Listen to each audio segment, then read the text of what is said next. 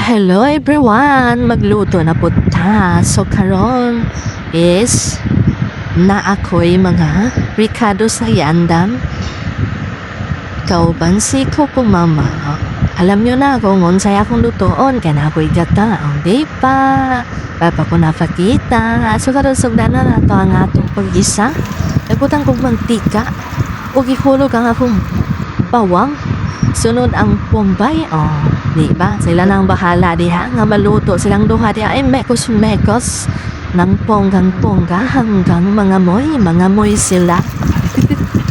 Tapos tibutan na natin ang ating ginger, ang ating luya guys na bida sa amoy. Dahil mo rin na magdaog lami. Basta ginatambay luya. So karon nabutan na wow. Kamatis. Ang kamatis na ko dili hinog. Mas lami siguro kung hinog. Kay naay katas. Wala siyang katas guys. Hilaw-hilaw. Pero bahala na. Maluto lang na. Bites na Pagkatapos na mekos-mekos is pwede na nato ibutang ang atong main character. Ang ating leftover na piniritong isda gabi maunay atong lutoon, atong butangan o fresh Coco Mama gata. Nape kayo magpaduga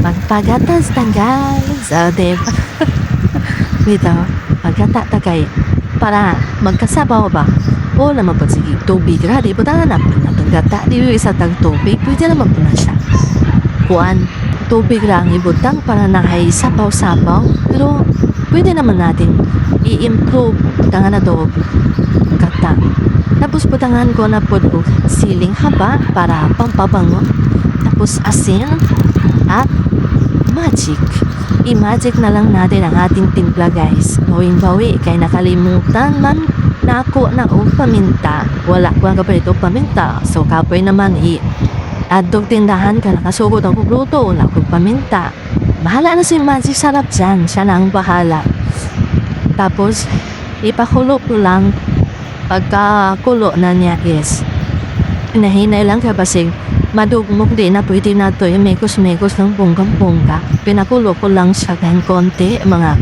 3 minutes pagka medyo kulong-kulo na tsaka ko na ibutang ang pechay nga nung Tagalog ko man ibutang na tayo ng pechay walang sana walay tag wala hiwa-hiwang pechay diretso lang diretso butang sa kaldero bay lami man putong taas kagaalsahon taas dagkod yan dagko ang grano sa pechay ba globan na pag-ukap pa, walang kita ng pagtakob niluto na siya.